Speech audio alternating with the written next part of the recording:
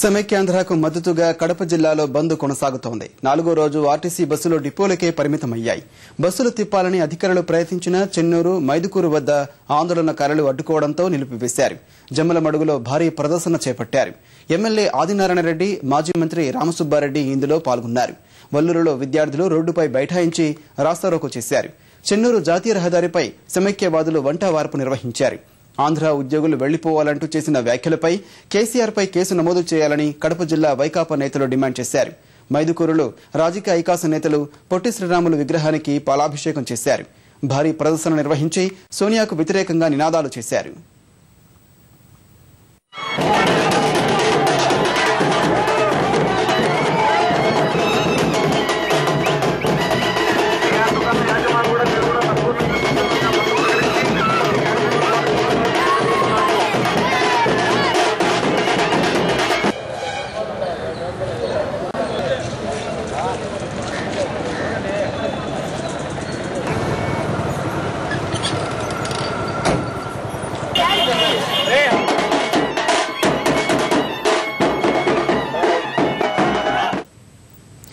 కడప జిల్లాలో తాజా పరిస్థితిని మా ప్రతినిధి మురళి అందిస్తారు. మురళి, చెప్పండి, కడప జిల్లాలో నిరసనలు ఏ విధంగా జరుగుతున్నాయి? ఆ జిల్లాని రాష్ట్ర విభజనకు వ్యతిరేకిస్తూ కడప జిల్లాలో చేపట్టిన బంద్ 4వ రోజు కూడా ప్రశాంతంగా కొనసాగుతోంది. ఉదయం నుంచే విద్యార్థులు, ఉపాధ్యాయ సంఘాలు, రాజకీయ నాయకులు కూడా రోడ్లపైకి వచ్చి ఆందోళన కార్యక్రమాలు చేపడుతున్నారు. రాష్ట్రాన్ని విడగొడితే కలిగే నష్టాల గురించి ప్రజలకు తెలియజేసే ప్రయత్నాలు చేస్తున్నారు. ఉదయం నుంచే ఆయా ప్రాంతాల్లో ప్రధాన వీధుల్లో ర్యాలీలు నిర్వహించి సమైక్య నినాదాలతో ప్రజలు ఓరెత్తిస్తున్నారు. ఎవరు పిలవకుండానే చాలా మంది విద్యార్థులు, స్వచ్ఛంద సంస్థలు స్వచ్ఛందంగా రోడ్లపైకి వచ్చి నినాదాలు చేస్తున్నారు. కలెక్టరేట్ వద్ద కూడా దీక్షలు ప్రారంభించారు. పులివెందల కేంద్రంలో భారీ స్థాయిలో సమైక్య నినాదాలు ఓరెత్తుతున్నాయి. అక్కడ వేల సంఖ్యలో విద్యార్థులు, ఉపాధ్యాయులు, ఐకాస ప్రతినిధులు ర్యాలీ చేశారు.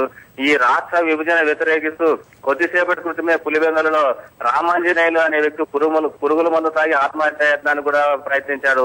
ఆయన్ని వెంటనే ప్రైవేట్ ఆసుపత్రికి తరలించి చికిత్స కూడా చేస్తున్నారు. ఈ విధంగా కడప జిల్లాలో సమైక్య నినాదాలు ఓరెత్తున్నాయి.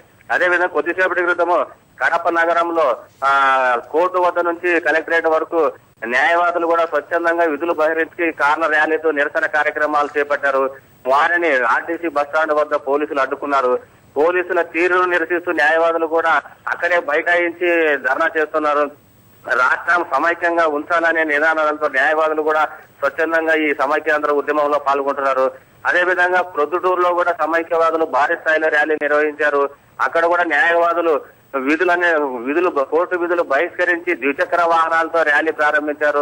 రాజీవ్ కూడలి, పుట్టపర్తి సర్కిల్, శివాలయం వీధులు గుండా ర్యాలీలతో ఓరెత్తిస్తున్నారు. సమైక్యవాద నినాదాలతో ఆ ప్రాంతం అంతా మారుమోగిపోతుంది. రాజంపేటలో కూడా వైకాపా నాయకులు మరియు విద్యార్థులు భారీ స్థాయిలో ర్యాలీ నిర్వహించారు. పాత బస్టాండ్ కూడలి వద్ద విద్యార్థులందరూ భారీ సంఖ్యలో గుమిగూడి మానవాహారం కూడా ఏర్పాటు చేశారు. సమైక్య నినాదాలు ఓరెత్తించారు. నిన్న రాత్రి కేసీఆర్ చేసినటువంటి వ్యాఖ్యలను వైకాపా నాయకులు అక్కడ తీవ్రంగా ఖండించారు. తెలంగాణ ఆంధ్ర ఉద్యోగులందరూ తెలంగాణ వదిలిపోవాల్సిందేనటువంటి కేసీఆర్ వ్యాఖ్యల పైన కూడా ఈ కడప జిల్లాలో నిరసనలు వ్యక్తమవుతున్నాయి. ఇప్పుడే పరిస్థితి ఇలా ఉంటే ఒకవేళ రాష్ట్రం ఏర్పడితే కేసీఆర్ ఇక్కడ ఉండిచ్చే పరిస్థితి లేదనేటువంటి అభిప్రాయాలను కూడా ప్రజల్లోకి తీసుకెళ్లేందుకు ప్రజాప్రతినిధులు ప్రయత్నాలు చేస్తున్నారు. దీన్ని వైకాపా ఎమ్మెల్యే శ్రీకాంత్ రెడ్డి, అమర్నాథ్ రెడ్డి కూడా తీవ్రంగా ఖండించారు. వెంటనే కేసీఆర్ ను అరెస్ట్ చేయాలనేటువంటి డిమాండ్లు కూడా ఊపందుకుంటున్నాయి. మొత్తం మీద కడప జిల్లాలో సమైక్యాంధ్ర ఉద్యమం కూడా జోరుగా కొనసాగుతుంది. బద్వేల్లో కూడా ఈ ద్విచక్ర వాహనాల ర్యాలీతో కూడా కొనసాగుతున్నారు. మైదుకూరులో బస్సులన్నీ డిపోలకే పరిమితమయ్యాయి. అక్కడ కూడా సమైక్యాంధ్ర ర్యాలీలు, అక్కడ పొట్టి శ్రీరాముల విగ్రహానికి పూలమాల వేసి ఆ కూడల వద్ద కూడా సమైక్యవాదులు మానవాహారం నిర్వహించారు.